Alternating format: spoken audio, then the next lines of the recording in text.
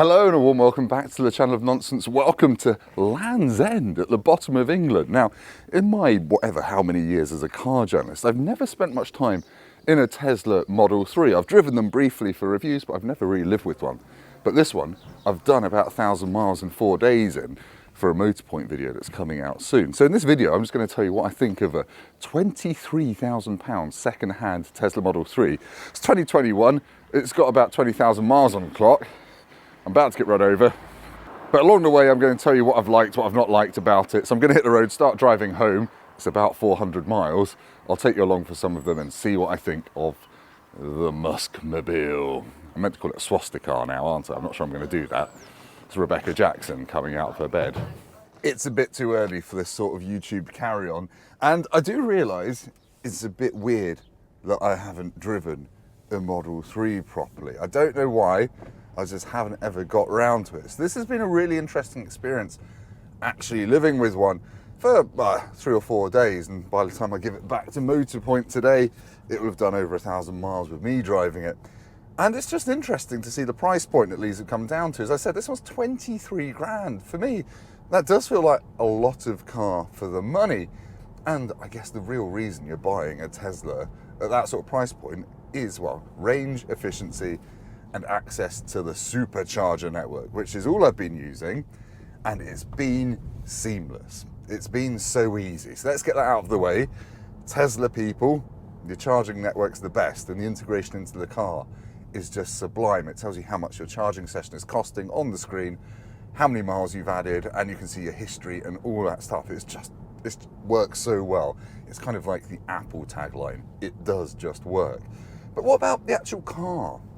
20,000 miles on it and coming up to 4 years under its belt, this one is a little bit more worn than most cars of this age, I would say. The steering wheel leather's got that kind of slightly grimy look to it, more than a BMW would after 20,000 miles. And it's a bit grubby on this light fabric up here where it's been well used. But other than that, it doesn't really creak all that much. In terms of build quality, it buzzes a bit over rough roads from this corner.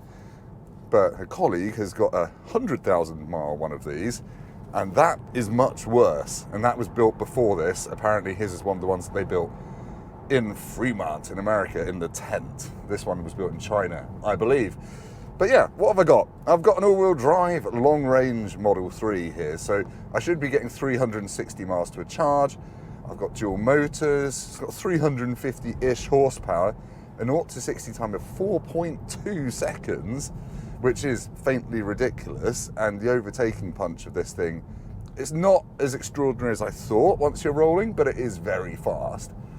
And dynamically, on this kind of twisty, cold-tired B road, it is actually really not fun, but it is just very fast, very flat in the corners. You don't really get much instant reassurance from the brake pedal or the steering. But I tanked down here in the dark last night at the end of a very long day shooting. We were doing about 16 hours yesterday, and this hustled, and you would struggle to keep up with a well-driven one of these on a twisty road, but the driver wouldn't be like having a huge amount of fun. So dynamically, brilliant. And the acceleration you can change between super savage or chill, and then you can change the creep and things like that. Which brings me on to the touchscreen. I don't like it when everything's in the touchscreen. And this one is hit and miss. You can adjust your temperature all the time at the bottom. Your speed is up there because you don't have a driver's display. And you can see your range at all times. And you can tap to change that between actual mileage and a battery percentage. It's just a little bit, I don't know, this reeks of the fact that they've tried to take all of the content out of the car to cut costs. There's no steering wheel adjuster, there's no mirror adjuster, you've got to do it all through the touchscreen. And that just reeks of, well, we spent all the money on the battery and the motors to keep the price affordable when it was new. We've had to get rid of everything else out of the car. I don't buy this minimalism crap, frankly. It's just annoying at points. Sure, you only adjust your mirrors once ever, likewise with the steering wheel, and it remembers your driver profile and your key and all that kind of stuff. But I don't know, it is a bit weird that I have to press a button on here to open the glove box. Then there are also just software niggles. It's great that you can watch YouTube when you're charging, that's brilliant, but the system is a bit laggy and clunky when it comes to doing that, hasn't really got the processing power. I imagine newer ones have got a faster processor here, and Tesla's obviously always iterating on their hardware and giving over-the-air software updates and things like that, which is great, that's commendable, but come on. I've got to pay $9.99 a month or something for the enhanced connectivity, and then I've got to have Spotify Premium just to be able to use Spotify in the car. And it's not a very good integration of Spotify either. It doesn't always remember where you were in a podcast when you come back to it, and it doesn't really sync where you were on your phone through a podcast. If you're using Spotify, when you hop in your car, you've got to manually find where you were. So that is a bit rubbish. Also, when you're searching for songs on Spotify, it's got voice commands to search, but it doesn't delete what you previously searched for. So it just appends what you've said to make some nonsense word. That's annoying. Then you have to use a big on-screen keyboard to type in, which is super dangerous. I don't know why they give you that option. And it doesn't have CarPlay or Android Auto, and I have really missed those systems. The built-in stuff is one of the best systems in an OEM car, but it's still not as good as CarPlay, I'm afraid. Other niggles. The key. You get those credit card size things which you have to hold up to the pillar here to open the car. I don't think anyone actually uses those because I've instantly lost one. I'm sorry, Motorpoint. But what you do is you set up your phone through the Tesla app so your phone is the key. And that does work really well, apart from when your colleagues, when you're filming, are trying to get in and out of the car, and you basically have to give them your phone. I don't want to do that. But there are so many options about the car locking and unlocking. You can basically set it up how you want, whether it locks when you walk away and things like that, or whether you're being pulled out on by a doddery old Peugeot. Excellent. Other niggles that I've experienced with the Model 3, and this isn't just a whinge video, but I'm just remembering the niggles first. The view out the back is terrible. The kind of belt line or whatever it is at the very back of the car, the window's too high. So you can't actually see out the back very well, except at night, when for some reason you get dazzled from behind more than in any other car I've done long night drives in. And this mirror doesn't seem to dim or dip very well. The door mirrors, they dim really well, to the extent you almost can't see sometimes, but this one doesn't. So you end up you see shadows of your head up here. And that is another thing. The car's just a weird size and shape. I'm 6'3", and this roof bit is kind of in my eye line. If I lean forward, I bang my head on that, and it does get a bit silly, because my seat's as low as it will go, but at traffic lights, I end up looking out the sunroof to see what the traffic lights are doing. It bongs when they go green, which is great, but yeah, the actual ergonomics of the car aren't that great, and I do sense on a long drive, and obviously I've done a lot of long drives in this, that my feet are slightly higher up than I want them, if that makes sense. The floor's reasonably high because of the batteries. It's an odd looking car as well as a result of all of this, and the panel gaps at the back on this one are old school Tesla, but I know they fixed that and it's got better. But on this particular one, you could basically fit the Titanic in the yawning metal vagina that surrounds the boot clamp. But for me, despite having just whinged about this car solidly, it's still a really compelling buy at £23,000. Obviously, you can't compare used cars with new cars, but if you had a 23 grand cash budget, you'd be looking at some fairly humdrum small electric cars. Or you could have this, which still does 320 miles in the real world on motorways, which is impressive. Can fast charge it up to about 175 kilowatts, so you're never waiting around long for it to charge. And also the supercharge network, the biggest thing I've noticed, it's not just easy, you literally plug the car in, automatically charges, you don't have to press anything, it automatically takes your money. It's cheap. It's cheap. I've been getting as low as 39p per kilowatt hour, which is about half the price. And these are at motorway services. They're not, I'm not diving off onto B roads to find a cheap charger. I'm just on the country's main trunk roads, and I'm paying half price for my electricity, essentially. And I'm not even subscribed to anything. I don't know if you can do that when you're in a Tesla. But yeah, it's cheap electricity, it's cheap motoring. And if that is your thing, then this car drives well enough. It's super fast. It looks high tech, although I don't actually think it's the best in terms of usability. And refinement isn't bad either.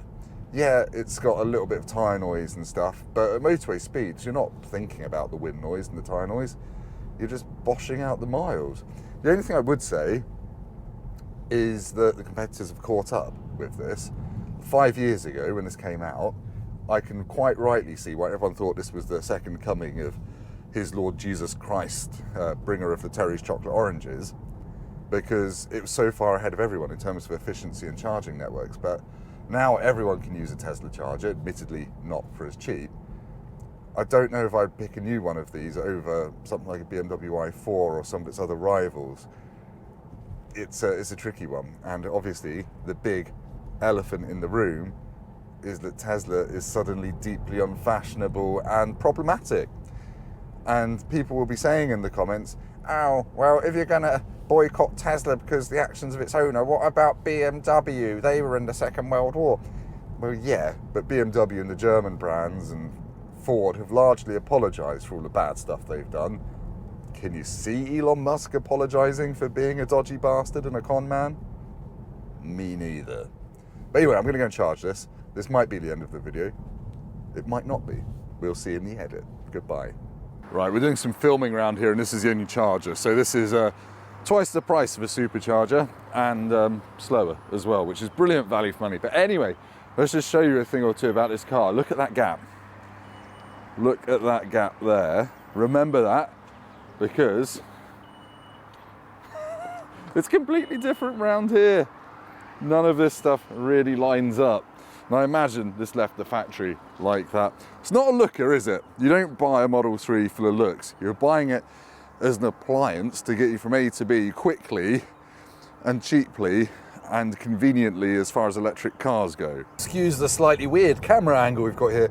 I want to show you the infotainment screen in use, because if you've not been in the Model 3, you won't know. You don't have a digital dashboard here or anything. Your speedo's up there in what they call a glance area. It shows you your range up here in miles, or you can tap it and it changes it to a percentage. This side is usually your sat nav, and over here it's like what the sensors of the car can see. And it does some quite clever stuff. Like if I want to indicate right, I'm going to put my indicator on, I'm going to move over to the right lane and watch. It automatically cancels based on the sensor telling the car that you've completed your lane change. That's quite cool. Now that is good, but sometimes when you're coming off a roundabout, it doesn't cancel the indicators, so you have to manually do it. Another slight whinge is that if you want to bring up the settings menu, all this stuff is a stretch. It's on the left-hand side, even though I'm in a right-hand drive car, obviously. So yeah, you've got to do all this sort of stuff, and you've got to open the glove box through here, all this kind of stuff. If you want to change things, it's all through there, and then that hides your map. So if you're going through town, there's lots of junctions, and your passenger's doing that for you, you won't know where you're going.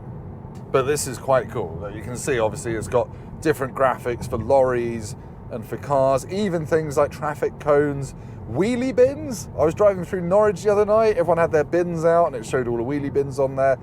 I don't know what use that is. It stopped me crashing into a bin. Well, no, not really, because I was driving on the road. But yeah, the biggest annoyance really, as I've said, no CarPlay or Android Auto.